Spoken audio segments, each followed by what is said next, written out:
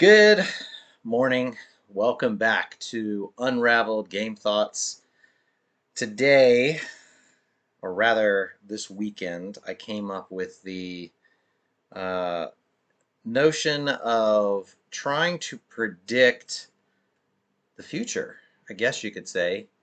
I decided, well, one of the things that always intrigues me, or that I noticed that I was looking for last year, but I didn't really think about it until further into the year and pondering it, was which games are going to endure. What are the games that I'm going to have on my shelf, and in 5 years, I'm going to feel like that's a game I really want to be on my shelf, or it's a game that, even if it's not my kind of game, it's one that I think a lot of people might like to have in their collection. It might be popular. So I I kind of did this in my head last year, but I didn't realize I wasn't really thinking about it quite that specifically. But I thought it might be fun to try to come up with a top 10 games that are probably going to be. I'm using BGG as a sort of the time frame. So anything that's kind of releasing just before or just after. Some of these games were seen at Essen and maybe Gen Con, but I'm kind of keeping it to that window. So anything that was out earlier in the year, something like Carnegie, or games that were either people have it in their hands already, or it's kind of been widely looked at.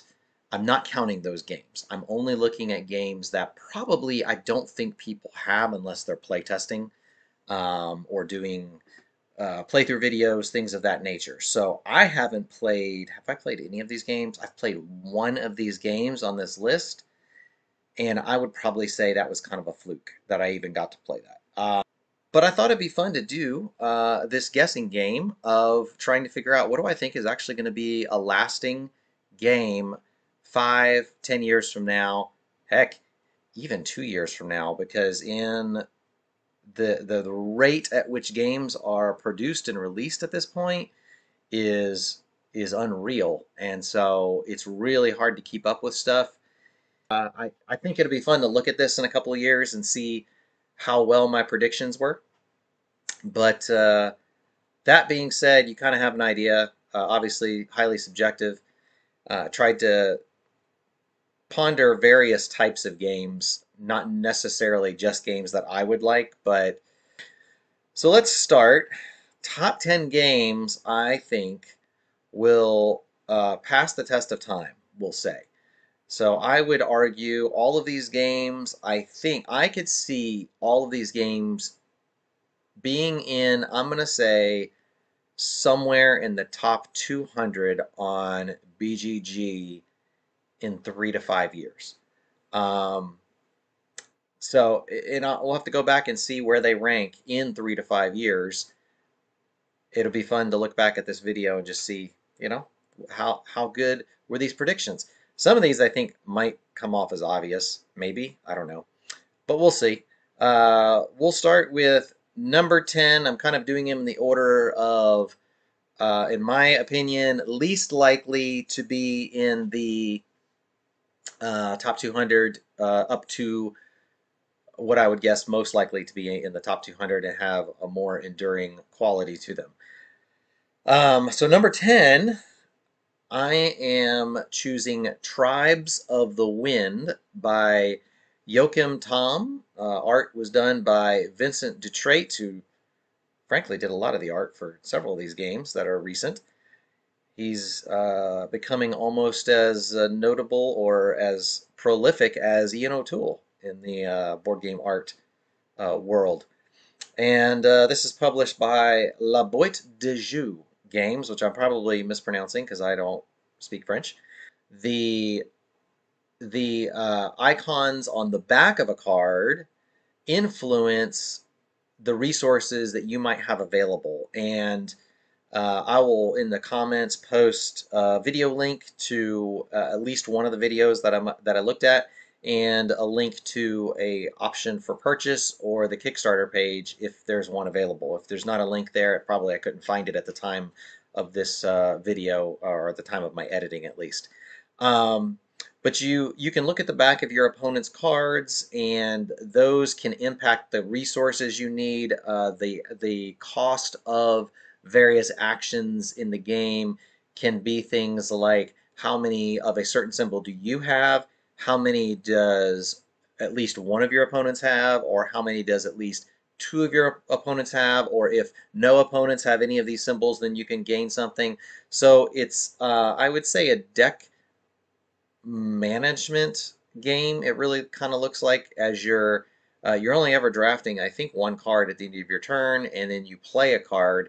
So it looks like you're not actually having to spend the resources, you're just comparing what you or what opponents have in order to activate whatever card you choose to play in your turn. But you have to manipulate your deck to some degree so that you have more or less of the resources you want to have more or less of in order to play the cards that you want to play from your hand.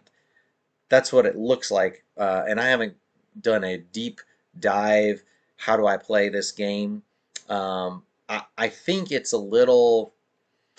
It looks like multiplayer solitaire, but since you have to read what your opponent's resources are, there is some interaction with the other players, but largely that interaction seems to be just for the purpose of determining what you can or can't play from your hand. I think it's going to be a pretty easy one to play, and it could go up more or become more popular than I think, perhaps with some expansions or add-ons. It feels a little too light and not quite simple enough to be.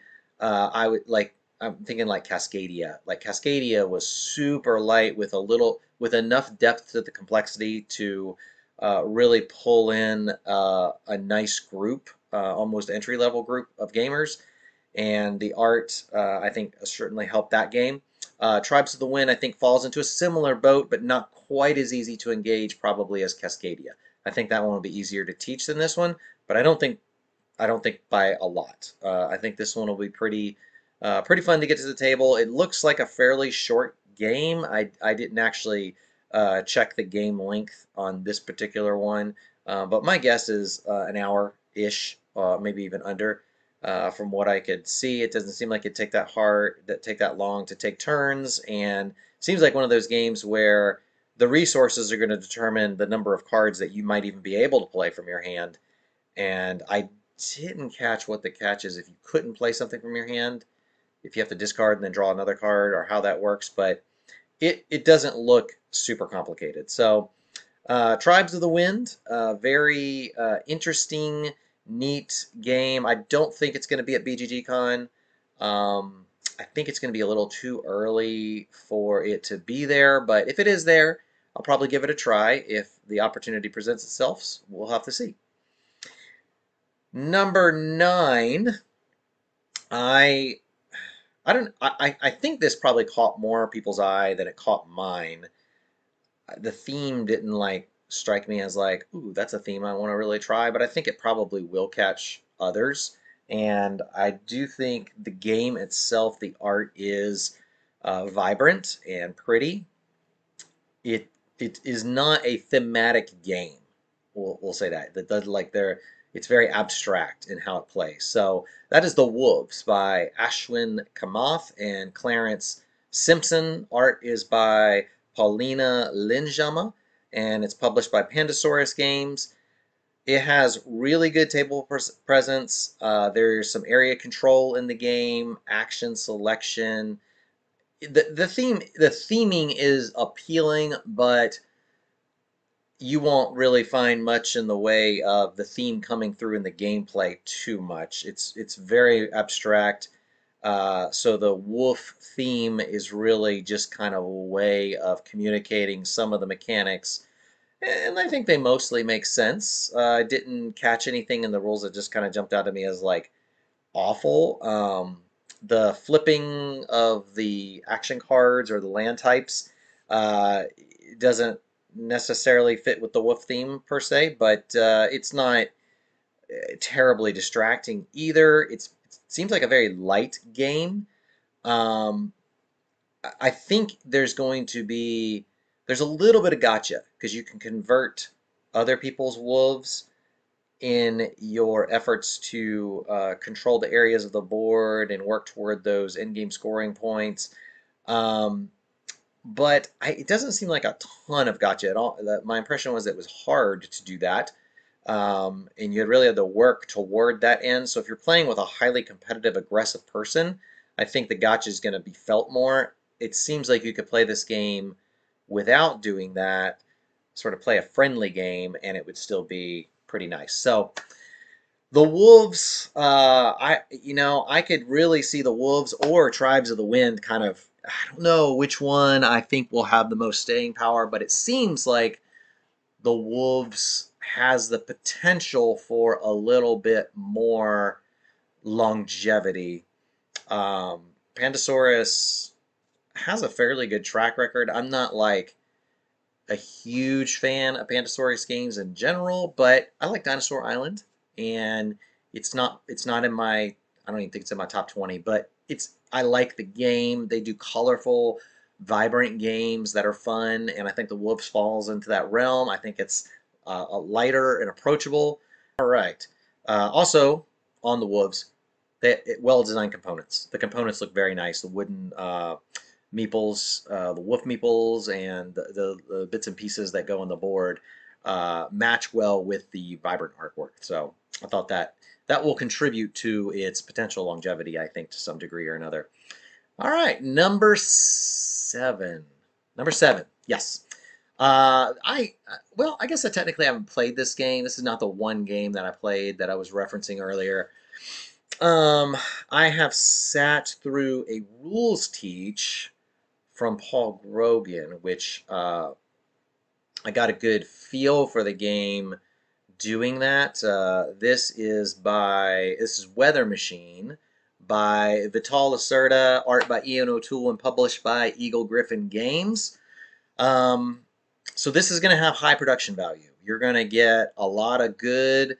You're going to get a pretty board. You're going to get lots of good pieces. It's going to be fun table presence. I I feel like, and this is of course my opinion. There will be the others that disagree with this, I'm sure, but I feel like this is the least thematically balanced of all of the Lacerda games I've seen. Now, when I say thematically balanced, the Gallerist was really, I feel like the theme and the mechanics really wove together well. On Mars, I feel like theme and mechanics kind of weave together well. I mean, it's still, I guess both those games are really an abstract puzzle more than anything else, but it feels thematically solid. Um, Weather Machine feels more pasted on to me. Like that's a neat idea, but it's not as solid a theme as it seems like his other Lacerda's other games have been. Lisboa, CO2 Second Chance.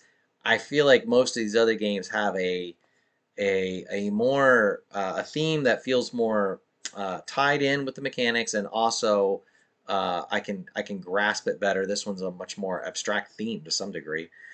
So that's not to say it's a bad theme. It's not. It's kind of interesting, but I have a hunch that this will be one of his lowest ranking games down the road. I'm going to say probably I would go something like 5 to 7 years down the road. I think this will fall into the lower end. I think it's going to take some time. I think it's going to rank really high in the next couple of years because it'll be his newest one. But once people have had more time to really play all of Lacerda's games and really dig into them, I think Weather Machine's going to end up falling down below. Now, I'm not sure Weather Machine will have the meat and crunch that this Vital Lacerda lovers will really be looking for.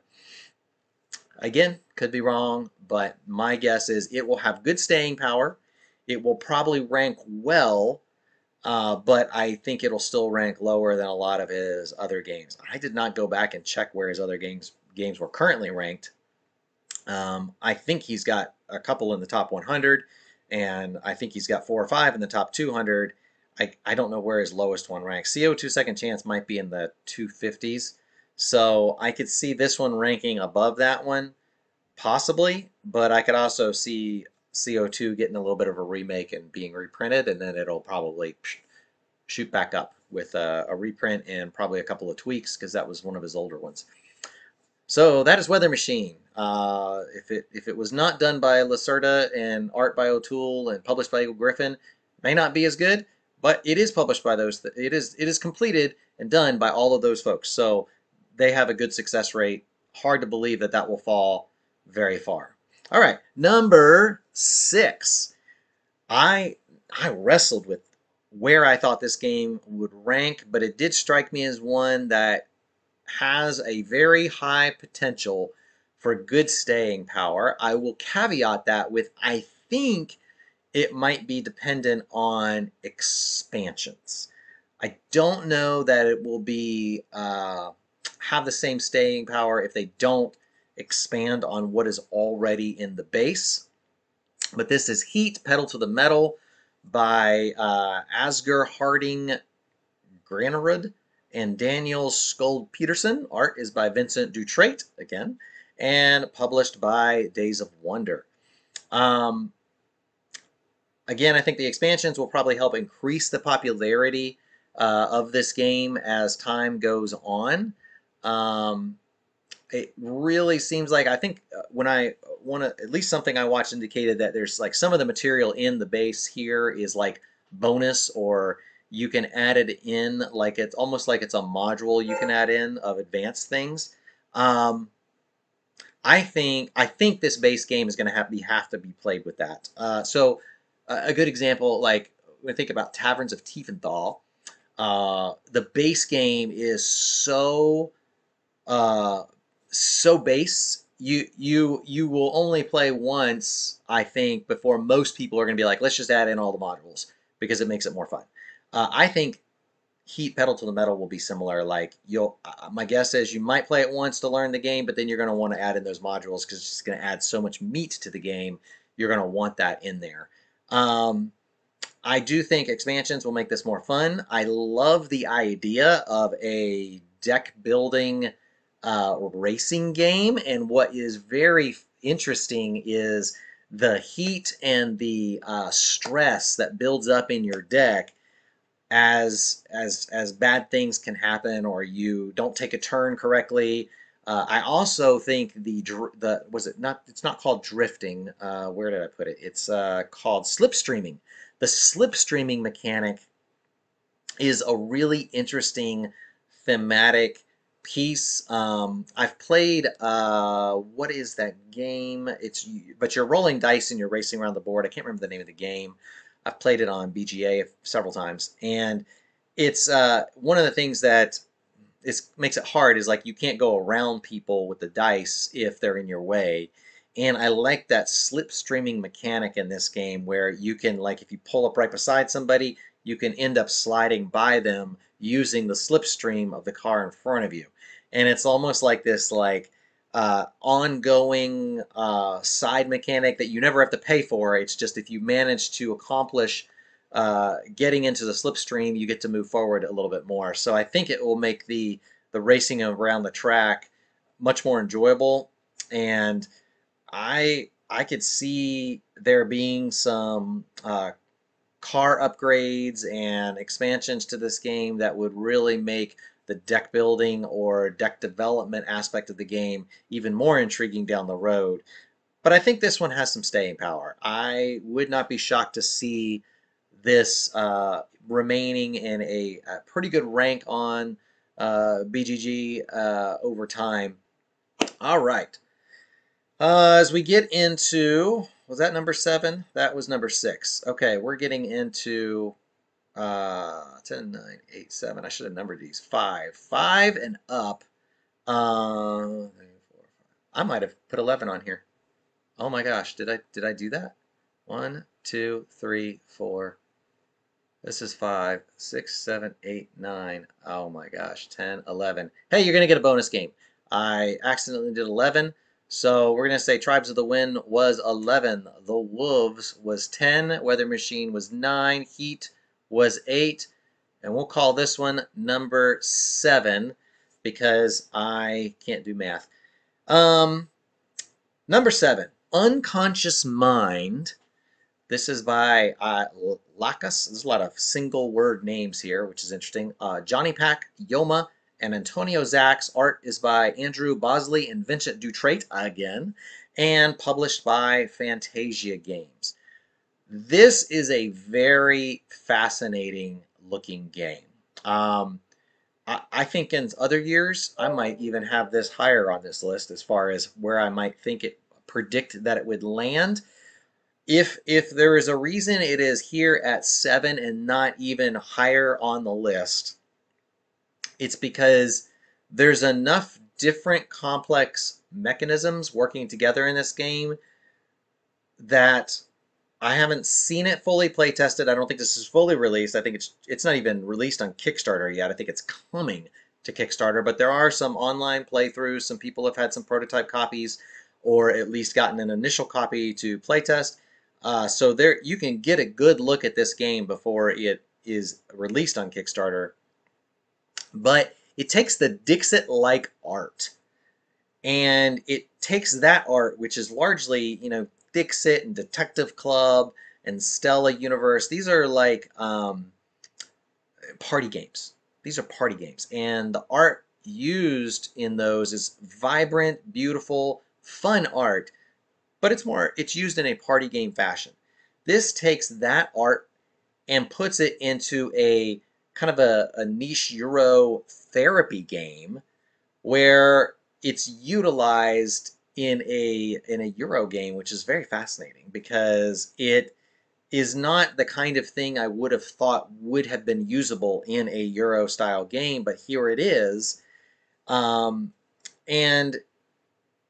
if the mechanisms end up being fairly tight, meaning that as more players get to play this game and try different strategies and see how well they work together, if it ends up being a tight game, then I can see this being a pretty good find, and I would not be shocked to see this in the top 100 4 or 5 years down the road. Now, the caveat to that is if it's not as tight, if it ends up being where there's really just one path to victory, or of all these different things you use, you really have to kind of do them in a certain order in order to actually be successful at the game and to score the most points. Then I don't, this will not have the staying power on top ranked games that I think it could have.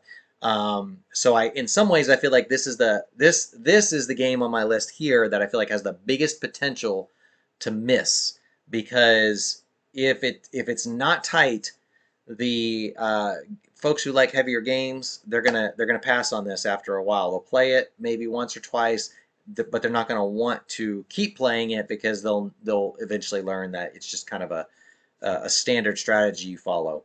If it does end up being tight, if there do end up being a lot of different strategies toward in-game victory, then I think this will be a really fun game to get to the table. I have a background in counseling, so for me, this was an intriguing theme already out the gate.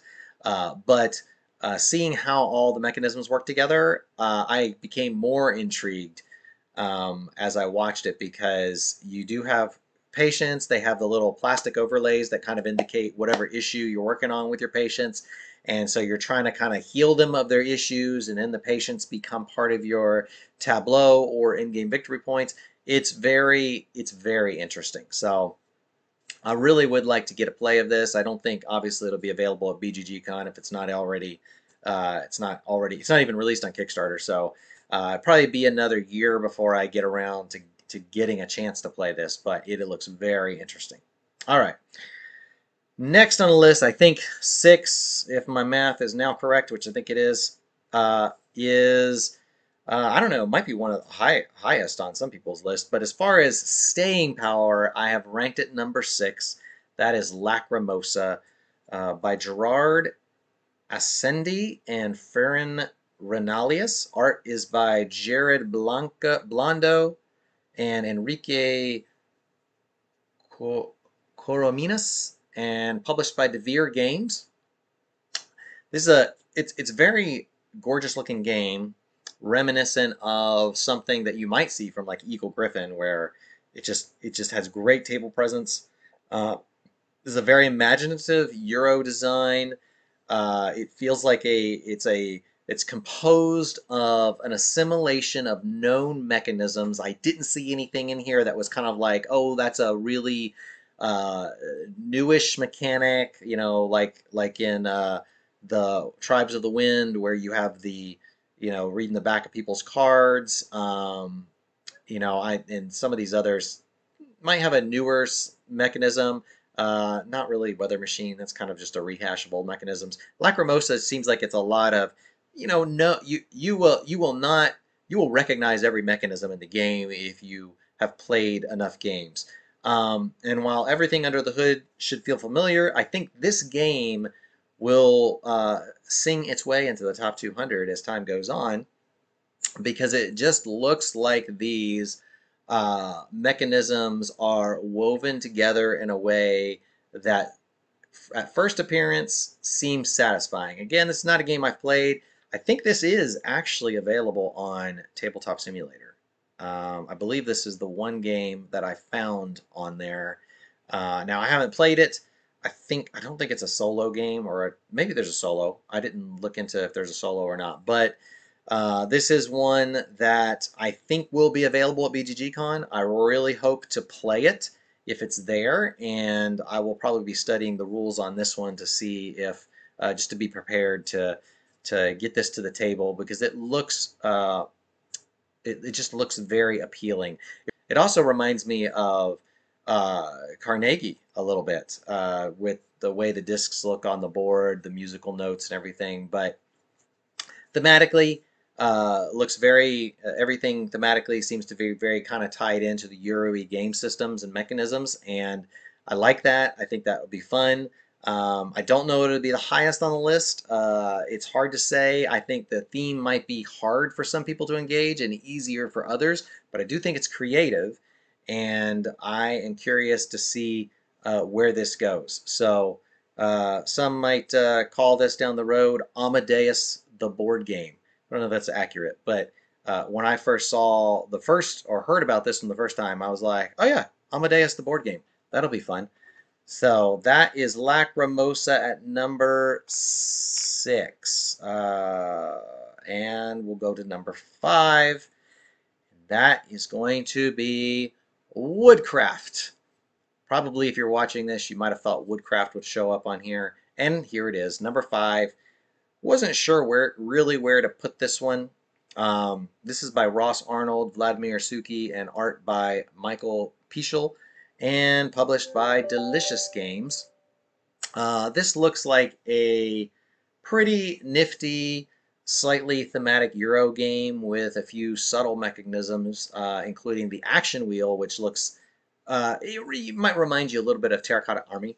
It's not the same, but it's reminiscent of that, and the way you move the actions has a little bit of the Boone Lake-ish feel to it, I think, from what I could tell. And again, I haven't played this, so I don't know for sure how similar those things, but when I see it and when I watch a playthrough, those are the kind of games that come to mind. One of the things that struck me that I thought was real interesting is the idea of you can cut die. Like if you have a 6, you can cut it into 2 3s, or a 4 and a 2, or things like that, which really fits into the woodcrafting theme. I think that's really neat. If everything works together smoothly and it ends up again having kind of a nice tight feel after multiple plays, I think this has potential for some good staying power. It looks like an engageable game. I feel like the weight was, it was like a 3 something, so it might be. It seems like it's higher on the weight scale as far as people engaging this game very quickly or easily, but the theme seems like it would help people get into the game more quickly as well. So that is Woodcraft at number 5. That is one that I hope will be at BGG Con, and I might be able to check that one out. So we'll see.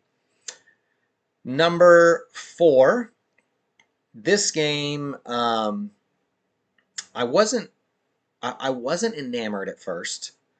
I think it was Amy and Maggie who did a really good walkthrough of this game on their Thinker Themer channel. And this is by Julian Pombo and art by Ian O'Toole, published by APE Games. I'm not familiar with APE Games, first I've heard of them. But it looks like a very thick, heavy game. Nothing that I saw that was mechanically unique, but it to me, from my first impression, it looks like it's the best parts of Barrage and CO2 Second Chance with a dash of Lacerda. That's how I would describe this game.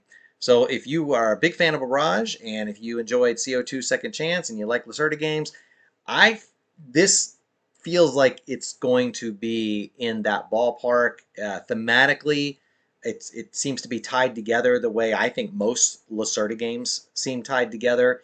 So whereas this is not by Lacerda, so but I think Julian Pombo most likely was influenced by Lacerda.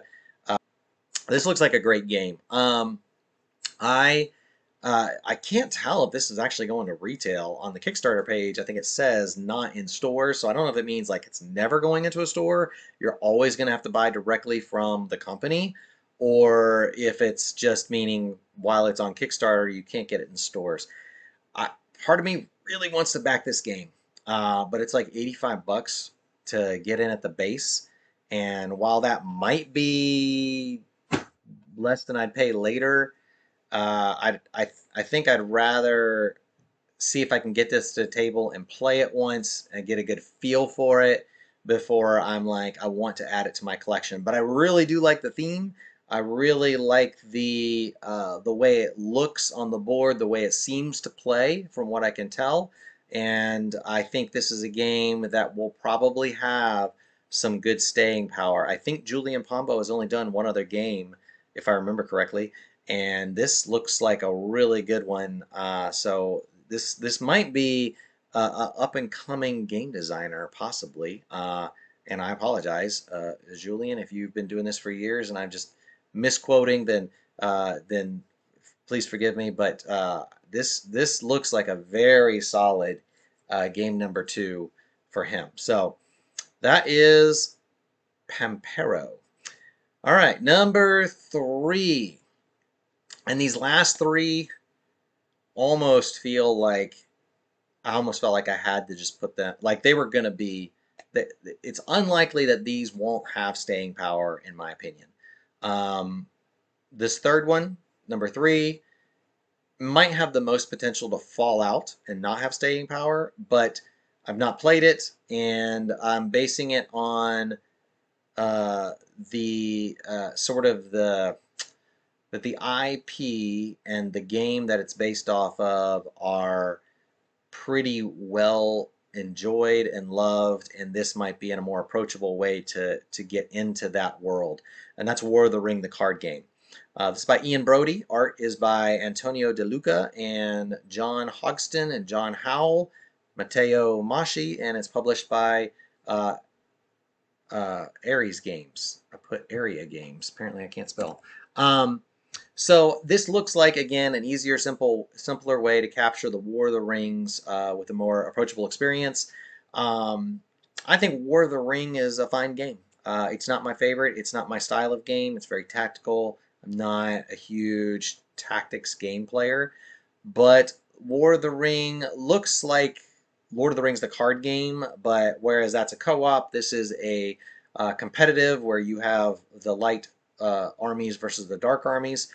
So I think this offers that competitive experience.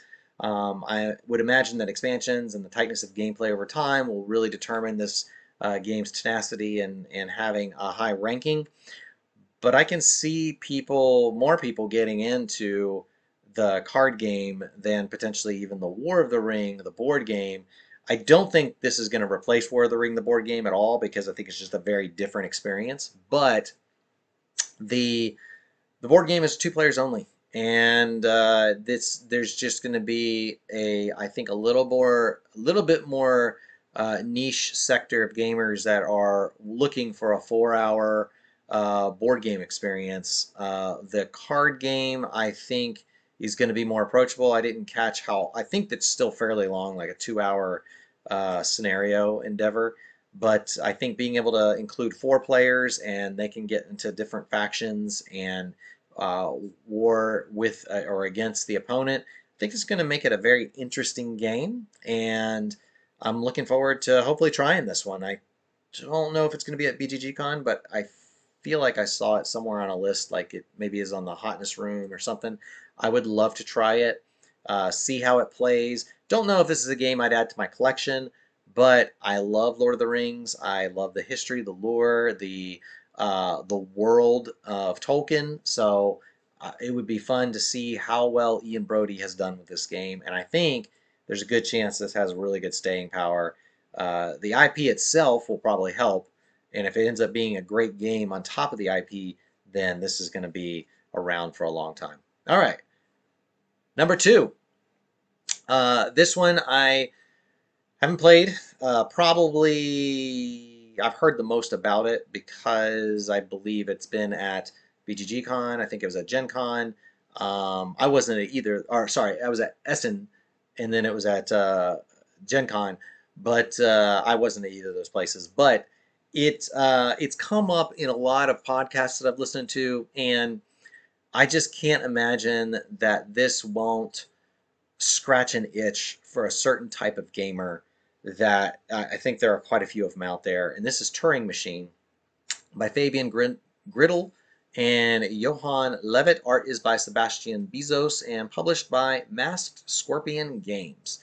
This is basically Logic Puzzle, the board game. Has millions of puzzles to solve. It's not a lot to look at art-wise, but I have a hard time not seeing this game be a favorite for a lot of folks that like a good puzzle. I can see it being in classrooms in the near future, as it just offers a great tool for teaching people how to logic through a situation. The fact that you start with zero information, you kind of got to work your way into gaining information, I think will appeal to a lot of people. Now, there'll be some people that find this game just way too dry. They don't even want to touch it. I I think this is one of those games that to me, I'm gonna have to be in the mood for it. But this is also the kind of game where I will always find myself at some point or another in the mood to play. So a good example, like Azul, is not one of my favorite games, but then it kind of is. And I say that because it's not making my top 10 or my top 20, but there are times where I just have the itch for Azul. It just this is the kind of game I want. I just want this nice little abstract puzzle to play with. I think Turing Machine will offer that to the nth degree for people. And I think from what I've heard, the podcasts I've listened to where people played this game, even if you don't win, you get a good sense of how far you got and how close you got to winning, and it just makes you want to play it again. And I would very much love to give this game a shot. It's another game that I'm not sure, do I want it in my collection? I don't know. I'm not sure I want to add it to my collection, but I don't know that I don't. I really want to try it out. Honestly, I think my wife would probably enjoy this. Maybe using it in her classroom, possibly. I'll have to kind of see how easy it is to engage. From what I can tell, it looks pretty easy to engage. The setup might be possibly the challenging part, but even that didn't really look that hard. I think Rodney Smith did a nice watch it played video on setting it up and made it sound pretty easy. So we'll see. But Turing Machine, I think, has some good potential staying power. Okay, last but not least, Frosthaven is my number 1. Isaac Childress did a fantastic job on Gloomhaven. And again, this is, of course, by Isaac Childress. Art is by Francesca Barald, David Demart, Alexander Elishev, and is published by Cellofair Games. I'll just be shocked if this doesn't rise to the top of the list over the next few years. I know Gloomhaven's not for everybody. I know this style of game's not for everybody. Honestly, it wasn't for me. I tried Gloomhaven for the first time because a friend bought it and invited me to play, and I was like, sure, I'd love to try this game. It's ranked so highly. It just didn't look that interesting to me when I watched playthroughs. But when I played the game, I loved it, and I really think that Gloomhaven is one of the best games crafted out there. I don't think there was anything quite like it out there before Gloomhaven came out. Now there's other things that are, you got Oathsworn, and you got quite a few other games that have more of a legacy aspect to it. But as for how much you get into in that box and the amount of play you're going to get out of your the cost you pay for the game, there's few games that are going to offer quite as much. And Frosthaven, I have a hunch, will deliver on that, be much more engaging than even Gloomhaven was, and offer some more crunchy bits as you try to you unravel new characters and try out new aspects. I've got to. This is the game I got to play a little bit on Tabletop Simulator over a year ago, I think now, and it was a blast. I loved it. I tried out a few of the characters, the starting characters in Frosthaven. They were a lot of fun. Even as much as I don't really want to commit to a full campaign game because I hardly feel like I have the time to do that. I will probably jump into Frosthaven again. Ironically, the same friend has backed this one that bought Gloomhaven years ago, and I will probably make multiple trips to his house and play Frosthaven with him because I just can't imagine that this won't be a fantastic game. If it's not equal to or up there with Gloomhaven in a few years, then I'll be shocked. It would basically mean, in my opinion, that Childress missed on something in this kind of part two to Gloomhaven.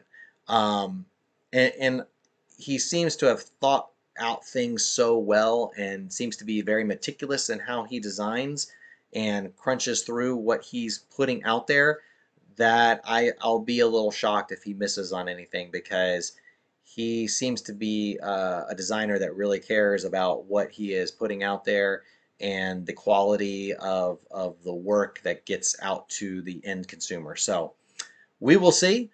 But those are my top 11, not top 10, top 11 games that I think will have staying power in the next 3 to 10 years.